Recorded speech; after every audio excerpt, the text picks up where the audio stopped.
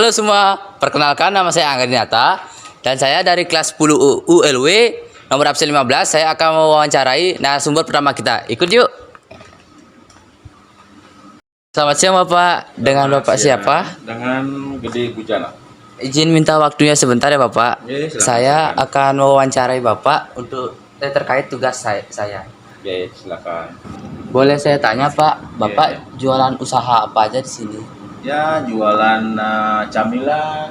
Paginya ada nasi kuning, ada nasi nugget, nasi telur, dan roti dan camilan-camilan yang sesuai dengan kapasitas murid. Sudah memulai usaha sejak kapan Bapak? Ini tahun kedua, Bapak, tahun kedua. Motif dalam berjualan Bapak apa saja? Motifnya apa? Gimana ya? Gimana kita bisa hidup lebih maju dengan usaha ini, ya, dengan punya banyak kenalan dari murid, keramah tamahan Bapak dengan murid, itu motivasi Bapak untuk bisa jenjang yang lebih maju lagi untuk usaha Bapak. Berapa modal yang Bapak perlukan saat pertama kali jualan? Ini modal pertama kurang lebih 20 juta. Bagaimana Bapak mengatasi persaingan di wilayah yang bersaing seperti ini?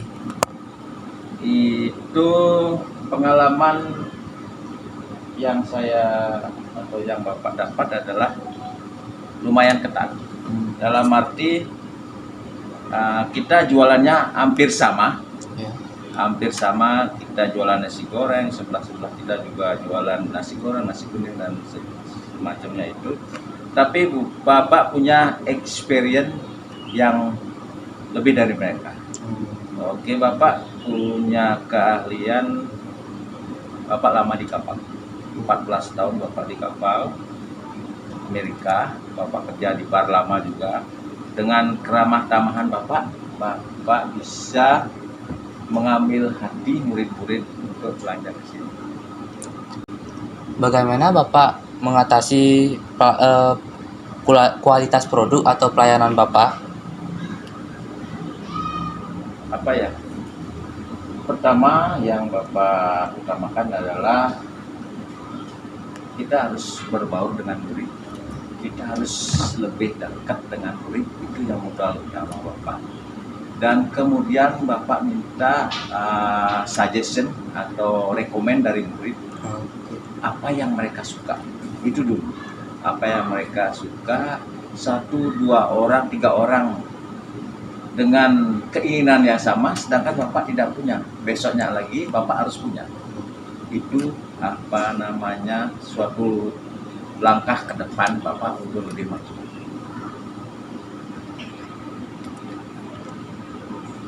Saran untuk yang ingin memulai bisnis apa saja Pak? Kita jangan menyerah. Harus punya motivasi dan percaya diri yang utama. Yang kedua adalah jujur dan kita harus banyak relasi. Apa tantangan terbesar Bapak yang Bapak hadapi dalam bisnis Bapak? Tantangan terbesar adalah masalah harga. Itu yang utama sekali. Masalah harga dalam arti barang yang udah maju barang yang udah mahal di grosiran, Bapak belum tahu, sedangkan harga Bapak di sini masih tetap. Nah, untuk meningkatkan harga itu Bapak harus lebih berhati-hati ngomong sama murid bahwa minggu depan atau 2 hari lagi item ini naik lagi 1.000 rupiah. Itu yang tantangan terberat bagi saya, bagi Bapak sebagai pengusaha kantin, supaya langganan Bapak gak hilang. Gimana caranya ngomong bahwa mereka tahu barang ini naik di pasaran. Itu aja.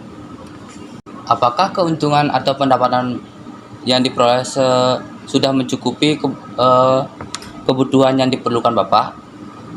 Untuk saat ini cukup cukup dalam arti Bapak bisa mengcover kebutuhan Bapak sehari-hari, bisa untuk biaya sekolah anak-anak. Untuk kedepannya mungkin Bapak bisa bergerak lebih maju lagi untuk kemajuan kantin Bapak. Terima kasih atas waktunya. Sampai jumpa kembali. Ya, sama-sama. Sekian wawancara dari narasumber pertama. Lanjut ke narasumber yang kedua. Next. Hai, kembali lagi bersama saya Budong Adinata. Saya akan mewawancarai narasumber kedua saya. Ayo. Selamat siang, Bu. Ya, Dengan Ibu siapa? Bu Merkayatnyo, lihat di sana. Ya. Ibu jualan usaha apa di sini? Sembako bahan Banten. Ya. Ya. Ibu sudah memulai usaha sejak kapan? Sejak 2 tahun, hampir 2 tahun. Ya, Motif dalam berjualan apa saja, Bu? supaya ibu dapat menghibur diri karena setelah pensiun di rumah aja bosan ya.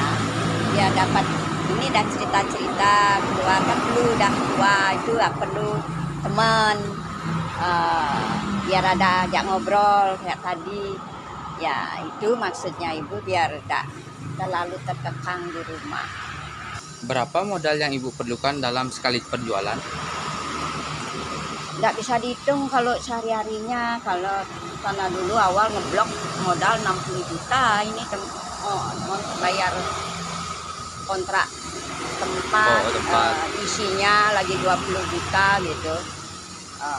Habis 60 juta beli perabotannya itu juga. Sekarang nggak bisa ditentukan, habis canang beli bunga, beli daun. Habis sabun kan nggak bisa ditentukan karena belanjanya seminggu sekali ini apa aja habis itu dicatat gitu. Cara meningkatkan kualitas produk atau layanan Ibu bagaimana caranya? Caranya ya satu ramah sama si pembeli, yang kedua kualitas. Ya seperti canang kan jangan busuk gitu, harus segar gitu kan ya. Kemudian kalau sembako snack itu kan sesuai dengan selera anak zaman. Kalau zamannya misalnya top beng-beng ya beli beng-beng, jangan monoton itu aja. Lihat-lihat juga di grosir di toko apa tuh, tanya-tanya teman mahasiswa apa zamannya nak, apa senengannya, beli gini Bu, yang kerupuk gini Bu, oh besok beli dah gitu. Bu tanya-tanya sesuai dengan zaman jadinya. Saran untuk yang ingin memulai bisnis apa, Bu? Kalau memulai bisnis itu ya lihat lingkungan letak toko, lokasinya, wilayahnya ramai apa tidak gitu ya. Kemudian ya sarannya lagi ya selalu ngalah terhadap konsumen. Kalau sadis dia bisa nyari ke tempat lain karena saingan banyak kan ya. Apa tantangan terbesar yang Ibu hadapi dalam bisnis Ibu? Tantangannya saingan temen kayak ada dagang Madura gitu kan, katanya murah-murah, udah ada murah. Itu tantangan Ibu. Yang kedua tantangannya barang selalu mahal seperti beras sekarang. Cantik tiap cari naik aja. Nah cari modal ini terus naik aja kan gitu. Itu tantangan Ibu. Ya ada apa? Menek jokone menek adab gitu. Telah benahnya doang cak kangwang satu sak gitu model tantangan Ibu, harus sabar. Apakah pendapatan yang diperoleh Ibu sudah mencukupi kebutuhan yang diperlukan Ibu?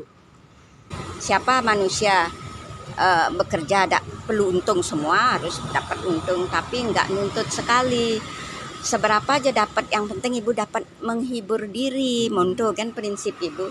Ndak manang Ibu untung menghibur diri, yang penting Pak Pok dapat uang untuk stok bayar ongkos toko. bayar ongkos tuku 30.000 satu hari, harus ada tuang untungnya segitu untuk ndak mikir dah ibu untuk keperluan masak keluarga gitu, ndak mikir itu sudah ada yang ngurus suami ibu nge. Ibu gini menghibur diri. Sekian, terima kasih atas waktunya Bu. Sangat sukses ya. Ya. Ya berhasil ya. Baik, dengan saya sebagai Flora akan mewawancarai narasumber ketiga.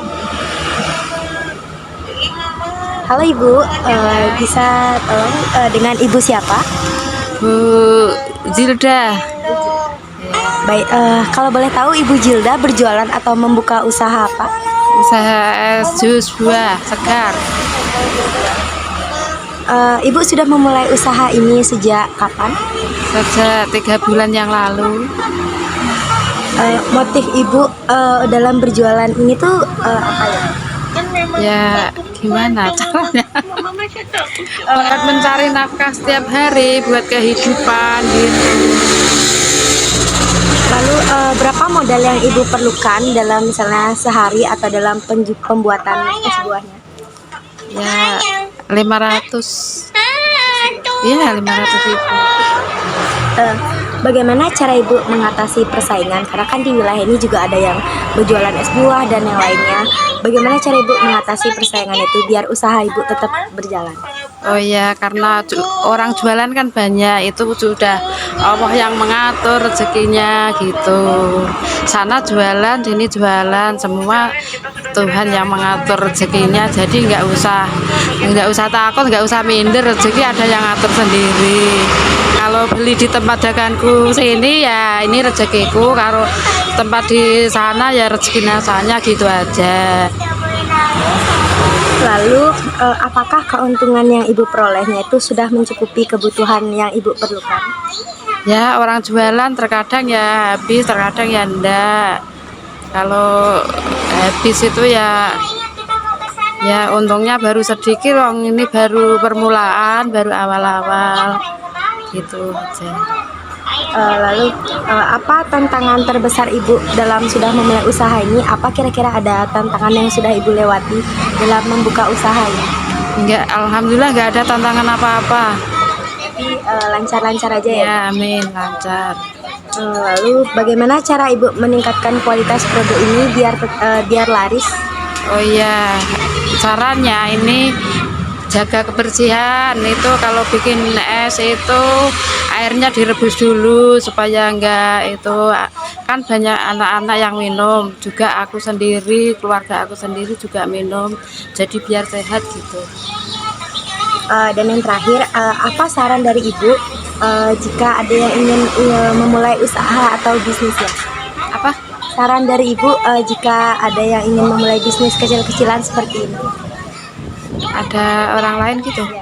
Ya enggak apa-apalah, itu kan karena rezekinya sendiri-sendiri gitu. Baik, itu saja yang ingin saya wawancarai. Terima kasih Bu sudah ingin menjawab tugas dari saya.